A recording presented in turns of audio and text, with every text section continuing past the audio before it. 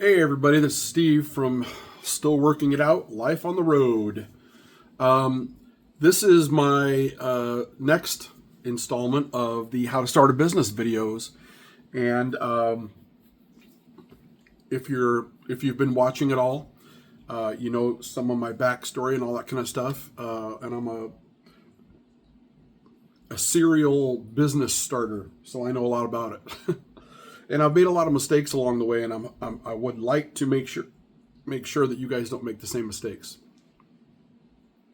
So anyway, I haven't decided what I'm going to be when I grow up, for sure. That's why I'm still working it out, even though I'm 57 years old. Yeah. So as you guys always know, some of the people that, oh, by the way, like and subscribe. And all that does, don't pay money to subscribe. There's the, just click the thing and you're in the kind of my group, so you always see my stuff when it first pops out. And also like it so that YouTube can figure out if this is the right stuff for you. That's basically the liking is just helps you guys. So they figure out what my channel is basically and who's interested in it. So for me, do me a huge favor and comment on it. Whether it's you don't like me, that's fine. Or if you have questions, I've got a ton of answers that I don't cover in this stuff because there's just not enough time. Anyway, I would love to hear from you guys. Comments don't help as far as the channel or whatever like that, but it really would help me to kind of fine tune what I do to you guys, and even I could just answer you personally. So when I start these videos, I always say these two things, very, very most important things that you could do if you're interested in starting a business. Very important. Now, I just got done with 6 years of college that I started during COVID and took 6 solid years. I can save you all that time and the $96,000 that I owe in student loans now by telling you two really important things. One, get a ChatGPT Plus account. I don't have any affiliation with them. They don't pay me money, nothing like that. I'm just telling you because it's something I use, and it is something that a really successful friend turned me on to.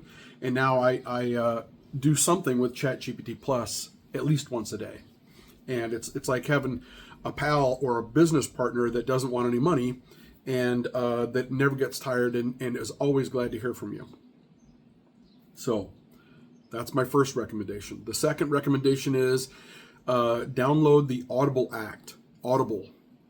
And it's where you can get zillions of books and all that kind of stuff. That costs money. The app doesn't cost any money, but like every book costs its own amount or whatever. I don't have any affiliation with those guys either. It doesn't pay me a thing for you guys to get involved with that. It's just a tool that I use. And the main reason that I would tell you to get Audible is because there's a book that you can benefit hugely from, and that's called The E-Myth Revisited. E, starting with entrepreneurial, the E-Myth Revisited. People don't understand business. Everybody thinks it's something that it isn't. And a lot of people that are getting into business for themselves, and I've had several businesses in my time, which I still have two. And before these two businesses, I did not understand this. And so I fell into a self-made trap each time I opened a business. I learned more and more and more as I went. But I'm like my father. I always had these ideas of doing something different, of working for myself somehow. But like him, I didn't know anything about business. I was a craftsman, unlike him, I over the years learned how to do pretty much everything.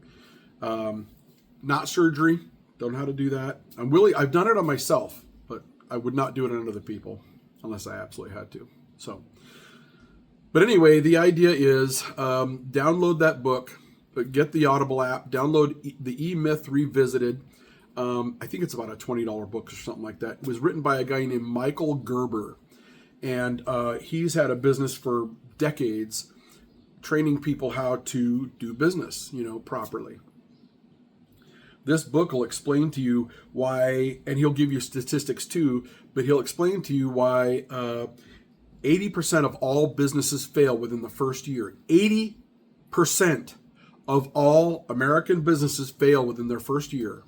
And of the businesses that make it past the first year, 20% of those fail within 5 years. So this huge percentage of businesses never make it to 5 years. No matter how good you are at your job, no matter, like my father tried it, he was an excellent, he was practically a genius, way smarter than I am at his job though. And he was a technician. He was not a business person. I made the same mistakes he did. I was a technician. I was not a business person. COVID, even though it kind of screwed a lot of people over, it did me one big favor. I went to college, finally, and I tried college several times for other things. I almost got an associate's degree in criminal justice because I wanted to be a cop, and I was on a sheriff's department for a reservist, waiting for my turn to be a cop, and found out during that reserve time that it was a horrible job. Horrible job. It wasn't for me. It's perfect for some people, but just like an accountant is perfect for some people, and being a carpenter is perfect for another person, being a police officer was not perfect for me. And I'm grateful that other way more experienced officers were honest with me, and they said, listen, if I didn't have a mortgage and kids and stuff, I wouldn't be doing this. So before I was able to fall into the trap, they gave me the truth, and I bailed, And I've tried college a few times because of different jobs I've had that I thought I wanted to be a paramedic. And so I started going to school for that, and I got into a volunteer fire department so that they would pay for that schooling, which they did. I got pretty close to being a paramedic. I was an intermediate EMT, drove an ambulance, all that stuff. But, found out that wasn't for me really either, because paramedics get paid crap wages, and they have to do a really horrible job. Anytime anybody says that being a paramedic is fun, ask them if they've ever scooped up a pickup load of kids off of a highway where there was a crash and they all got smeared. That is not a good job. Not for me anyway, maybe for other people, not for me. So I decided a long time ago that I wanted to go into business for myself. I had a lot of good ideas. I worked for a lot of different companies. I was under a lot of different kinds of managers, a lot of them very brilliant, a lot of them terrible. And I learned lessons from the bad managers just as much as I learned from the good managers, And I wrote a lot of this stuff down. I journaled and I kept notes, When I started college for business, it was for something to do during COVID. But then by the time COVID was over, I realized, and I had a business going actually when COVID started that I'd had going for about 9 months, and it was doing really well. And it could have really taken off if it wasn't for COVID. But once COVID was done, I was enough into it to realize that this was really important that I finish this. So 6 years of college later, and then luckily toward the last few months of my college, I read this book, The E-Myth Revisited. And it really put a lot of the things I had learned into it's like puzzle pieces, and really fit it all together. And then I was like, aha. So I'm going to save you some time. Read that book 5 times. And I say 5 times because I read it 5 times. And every time I own the book on top of listening to it whenever I was driving and stuff. And while I was going to college, I was a city bus driver for a town that I lived in. And so while I was, in the bus and nobody was on the bus with me and stuff, I listened to the book. And then once I got done with it, it was just like mind blowing. Then I sat with it, and then I decided to re-listen to it. And in the second listening to it, I heard things that I didn't really hear before. You only absorb about 20% of what's being told to you, that's being taught to you. And that's about right, because it took 5 times. On the 5th time, the things that I realized I hadn't really absorbed before was kind of toward the end. But I had listened to, and it just kind of reinforced things that I had heard earlier and that I'm relearning. And so 5 times is what it took me to really absorb everything. So I challenge you, if you think you're that much smarter than me, which is entirely possible because I'm not that bright, listen to that book and then listen to it again and tell me you didn't hear something different the second time. And then do it again. And basically that's how you tell how many times you need to hear it. And that is, or read it, either one.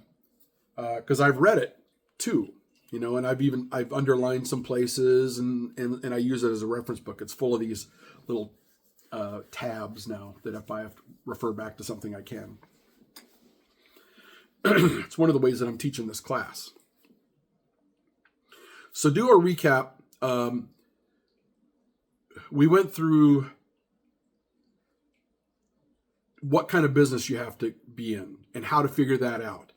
That's if you're just now seeing this for the first time, by the way, like and subscribe. Like I said, please. I don't want you to pay any money, but it helps me out and it helps you out too, because you keep on seeing these.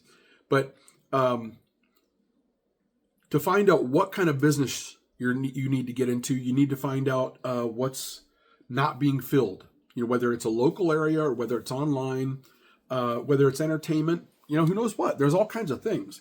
You can be a fishing guide. Who knows what you want to do? But the idea is you got to find out what already has a glut in the market of everybody's trying to do the same damn thing at the same time. And while AI is really taking over, there's a lot of people that are bailing out of stuff like computer programming, and they're starting to flood themselves into stuff like electrical engineering, things like that. It sounds funny that those two, but they're math people. Both people are. And so AI keeps on telling people, well, it's more likely that computer programmers are going to get their jobs are going to be taken first. And then they're trying to be math people and they're saying, well, I'm good at math, I'm going to be an electrical engineer.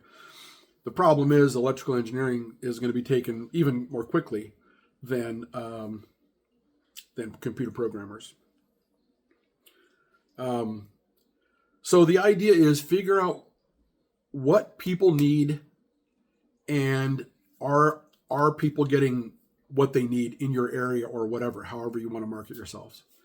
I opened a business one time as a whim, simply because I lived on the West Coast and I traveled back every couple of years for about 2 months or so to do work on my mom's property.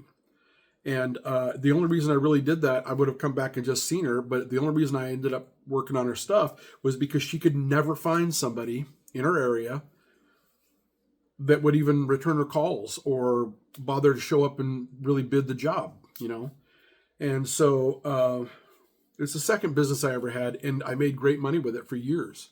And that was without knowing a thing about business, really, or marketing, just being a technician. But I knew enough to get the word of mouth advertising kind of going. And about at least 40% of my business wound up being word of mouth because I was good at what I did and I was honest, and I didn't charge as much as everybody else around because I felt like everybody else around was scalping people. Another one thing you have to do is figure out why you want to go into business, the why of it. That's a big deal because there's those days when your brain is just broken. You're just exhausted. You need to take some kind of break or whatever. And sometimes you're running on fumes and you got to know why you're really doing this work. Why don't you just do it the easy way and go to work, punch a ticket, leave, don't think about it at home, Some people that love that idea. I'm not, recently somebody was asking me why I was going through all the trouble of going to college and all this stuff for business and then opening a business and then taking a trip to the West Coast by myself to do market research when I was living in Iowa. And they were just like, oh, it's just so easy to go to work and go home, not think about it. Well, if not thinking is your style, don't try to have your own business. You don't want that. Having your own business is about thinking. It is about thinking. You're a problem solver. Any problem there is can be solved. And I'm here to tell you, any problem there is in the world can be solved. You just got to think about it. And so if you don't like to think, don't get into business. If you're not a problem solver, don't get into business. If you have ADHD, you're the very person that should. I have pretty severe ADHD, and I get compulsive on things once in a while. But part of that is that I'm not a perfectionist, because perfectionism is not good. It means you end up getting stuck on something and you're not being productive. I like being productive. And so, I've learned, like people get really, really obsessed, like hoarding things or whatever like that. I'm one of those people that if suddenly I realize, man, I'm kind of hoarding something, I'll all of a sudden just get rid of all of it, every bit of it. I'll throw it in the garbage. I'll give it away, whatever it takes, just because I don't want to be obsessive about that. Well, I also don't want to be a perfectionist, because perfectionists get nowhere, ever. And so I make myself move on. And sometimes I get advice from people so that I can get, a lot of people, so that I can get a consensus. If I need to ask 20 people, that way I get 10 people that at least told me the truth. And they were all kind of consistent. And I'm like, that makes sense. Even if it's not what I want to hear, for sure, if it's not what I want to hear. Because sometimes that's what you need to hear, is the hard truth. Being in business for yourself is not easy, but it's more rewarding than you can possibly imagine. You're the boss. The reason why you want to get into business, what is it? That's important. For me, the biggest reason is I want to have a thing that's gives my wife a comfortable life after I'm gone, which could be any day now. I'm 57. So, and in modern times, people check out earlier than they think, especially guys. But as my wife gets older, she's going to live to 100 and something. I want to make sure she has choices when she's older and doesn't want to work anymore. I want to make sure she has comfort and plenty of medical care, all that kind of stuff. That's my number one reason why. My number two reason why is I want to change the world. I know that sounds grandiose, but I want to change the world for the workers that I employ, and I want to change the world for the people that I serve. So I decided to start a business, and then I decided, okay, I know what I need to start the business of. Plenty of people do it, but nobody does it the way I want to do it. Nobody does it that way. There's a few big businesses that I'm not going to compete with. They're not my competition. They do things in their own way. They charge way too much money, and they don't do near the kind of work I'm talking about. At the same time, there's a ton of mom and pops around, but again, they don't do the work I'm talking about either. So I have a niche, right? That's going to be a major hook.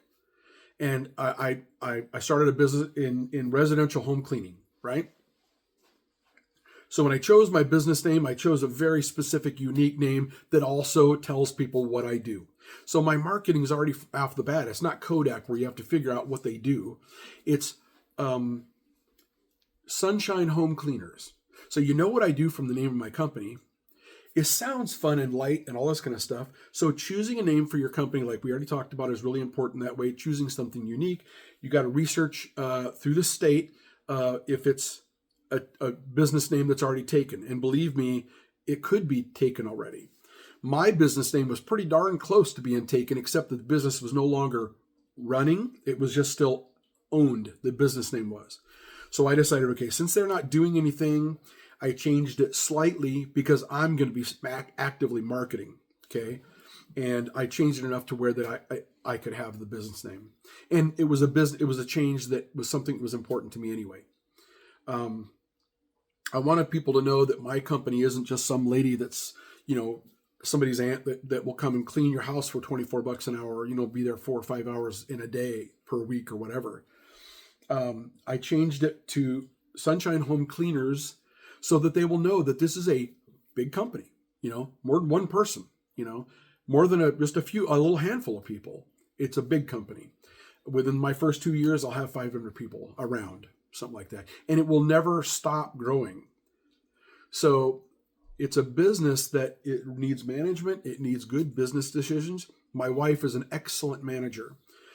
She's a business person. She makes decisions about people all the time. She's an HR person, a guru that way, and all that. And so at some point, I'm going to be able to hand off the business to her, where that she can do it from home. It's designed to be self-sustaining, right? And then she can do whatever she wants to with it. But if she wants to stop messing with it, she can, because things will already be in place to make it run well. But if she wants to have a hand in it, she never has to have a time when she won't have influence in her business. She will always have influence in her business. The way I'm changing it for people is that I'm going to make sure and pay way over scale for people that clean homes. And it's not it's not one of those jobs where I'm going to treat people like they work at Walmart or McDonald's, okay? Where that I'm going to be predatory on their time and make it where that they still have to be on welfare, even though they have a full-time job, That's not cool and it's not right. But big companies like that a lot of times do that. I'm not going to do that. I'm changing that. I'm going to be my little drop in the bucket. Hopefully other people will get that idea too, but I'm going to be my little drop in the bucket of changing the world. And then finally, my business is different because people will be able to afford to have somebody come in and check in on their mom and clean her house up. And then, when they get the receipt for what they paid for, it's got pictures of her house. So they know it was clean and it was looking nice, and maybe a picture of her mom smiling, that she was there and stuff like this. And a little note about how her mom's doing and that there was food in the fridge, all those kinds of things, So we're going to fit a bill that nobody else is fitting, which means we'll have a niche, right? And how is that all possible? I'm going to do what no business wants to do. I'm going to take a smaller profit margin for myself. Means I'm not going to make as much money per customer, but I can make up for it because my business plan includes giant growth. Not making enough money, no problem. Making a great reputation for myself, keeping really great employees as long as they're willing to stay, and giving us a good name out there, which attracts other people that are good, right? And get good business that way. If you hear somebody loves their job, hire them to clean your mom's place or your place or whatever. So determining what kind of business you're going to be in is a really big deal. Determine what your business name is going to be a big deal. And then doing the paperwork through the state. Some of that's pretty easy. Now, if you followed my advice on getting ChatGPT Plus, that'll walk you through. You just ask it questions. It's the smartest person you ever met. So it'll ask you ask it questions and it'll answer for you. Okay. And then just follow the advice. But the next thing is this. Not the why you got into business necessarily, but if a business doesn't make money, it's not a business. So next is making money. It's an income from the business. Like I've said this before, is that the first customer you ever have will be worth 10 classes I've taken in business school. The things you learn from them negatively and positively, as you're doing things, will teach you a zillion things. Take notes, keep records of everything. Always write everything down. Okay. Get separate bank accounts for your business and your life. Make sure that you never ever mix them. Do an LLC. Don't ever do a sole proprietorship. Don't do a corporation until you're a big company. At some point, my business won't be an LLC anymore just because it won't make sense anymore. I'll want a board, right? This may be after I'm gone even. But the idea is, in the beginning, LLC. It protects you. It protects the business. And keep your money separate. That protects you and it protects your business. So you got to define who your customers are, okay? You can't just say everybody, or you can't just say, like me, I could have just said, well, people that have parents that, they don't live around and they want to hire, a cleaner for their parents. That's a lot more specific than just saying, whatever. But it's got to be more specific. Like as an example, you say,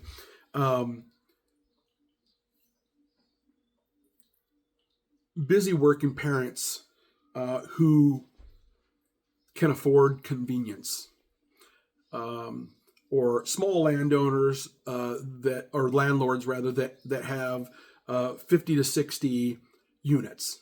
That's specific enough to where that you can figure out, okay, and you're not pulling that out of the air. You're really thinking about it, writing down. You got a business plan in front of you that you've written. A business plan. Remember, that's ever evolving. It evolves every day. Every time you think about something new, every time you realize something different, it's best if you have it on your own laptop. It's best even if you have an inexpensive laptop that's just for your business. That way, you never go online with it. Nothing's there to pollute it. Nothing's there to be hacked or any of that kind of stuff. It's just got files in it that you're keeping track of, your documentation, and most importantly, your business plan, which changes constantly. That way you can go into it and just edit little things here and there. But you got to figure out who your clients are going to be, who your customers are going to be. Once you figure out who your customers are, you can find out where they hang out. Where can you find them? Because some customers, they have to be online. You have to go through a company maybe to get a marketing thing going online. And you hire companies that use AI, and they have it really down to the wire, and you can get 7,000 pieces of advertising out per day, or whatever, something you couldn't physically do. But then again, your customers might also be something that you can find through a local laundromat, where that you're putting up something on the board in the laundromat, or a sign hanging in a window at a gas station, and a lot of times they will let you do that. But the idea is you're really narrowing, you're whittling this down. It starts out as a block of wood, and eventually it winds up being a really cute little horse. You're whittling the useless pieces away, and you're making something beautiful out of it, something that works. And along this idea is when you're finding out where to reach those people, there's Craigslist, there's Facebook Marketplace, there's just plain old Facebook, where you can advertise, have your own work sheet, page or whatever. There's all kinds of things, but you got to figure it out. Whether it could be LinkedIn. All these things are important, and any good marketing plan has got several different places. So you don't ever put all your eggs in one basket. So you want to go from several different directions. I one time had my least expensive advertising was worth this on a percentage wise. Like, how much did it cost? How much did it pay me? And every time I ever talked to a customer or a potential customer, I would ask them, even if they were telling me they're not interested, I'd say, hey, how'd you hear about us? When you called me, how'd you hear about us? And then I did this expensive piece of advertising because I thought, wow, if I'm getting this from this really cheap piece of advertising, then wow, this expensive advertising will really be out there. And I never got a thing from the more expensive advertising. That was good to know. That important piece of information, how did you hear about me, saved me a ton of money that next year, because that next year I didn't buy that advertising. So advertising is a huge deal. Marketing is a huge deal. McDonald's would not be a thing if it wasn't for a bunch of things they did that fed into a marketing machine that worked. Ray Kroc. Okay, so choosing your kind of business is a really big deal, okay? Because there could be a ton of people in your area, the where you want to advertise and stuff like that are already doing the same thing. And maybe there's, several different kinds of niches involved, but they've already got that sewn up. So the way you figure out what you want to do is you find out what people in the area, whether you want it to be local or whether you want it to be, nationwide or worldwide for that matter, what problem do they have that you can fix? What problem do they have that they would pay you to take care of for them? People will pay you. A service business is the best by far, because you're taking stuff that you already got out of in your head and you're selling it. Well, that's something for nothing, basically, right? But that person who's buying it, they need that. A zillion years ago when I was a kid, I had this idea of going to a department store or a grocery store, and I would ask people as they're coming out the door, would they like me to unload their groceries out of their car? Especially if it was raining or snowing or something like that, would they like me to unload their groceries out of their car into their car, out of the basket into their car? And I charged 25 cents. And that was a zillion years ago. And I made, a few bucks a day. And it was more than I would have made, at 10 years old at most places. I had a summertime job, but during the wintertime, there was nothing for a kid my age. And so I could do that when it was raining outside, and I made money, But there's always creative ways to come up with work. If you're willing, there's an old saying, if you want to get something done, give it to a busy person. Why is that? Because some people just stay busy. They're workers. As an ADHD person, I don't like to sit. I don't like to do nothing.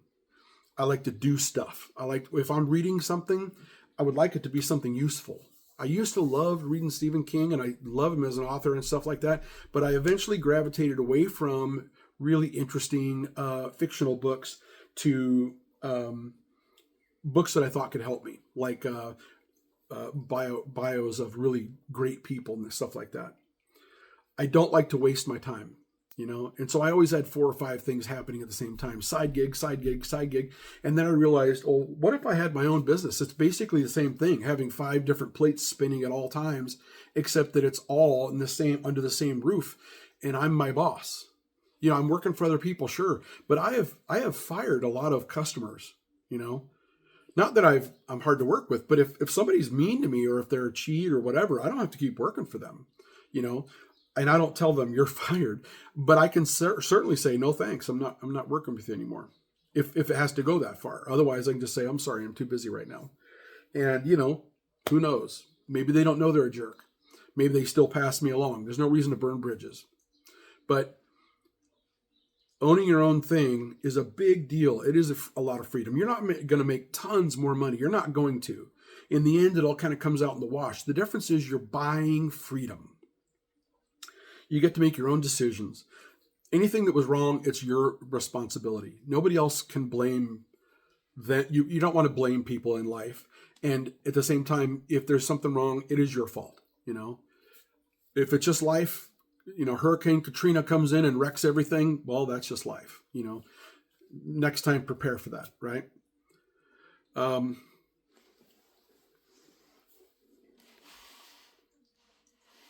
So the idea is you're doing something that people can't or don't want to do for themselves. Whether you're a computer programmer, whether you're a laborer, whether you're somebody just doesn't have the time. They don't want to allocate the time for that, because what they want to do is it's much funner and they have the extra money, whatever. You're just trading something, as all it is, money for something that you can provide for them. Okay. So that covered a few things right there.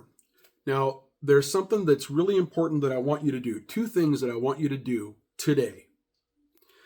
One is, if you have a laptop, great. If you have a PC, great. If you have the ability to get an inexpensive laptop for yourself, Walmart sells very inexpensive laptops. Get that just for your company. Never hook it to the internet.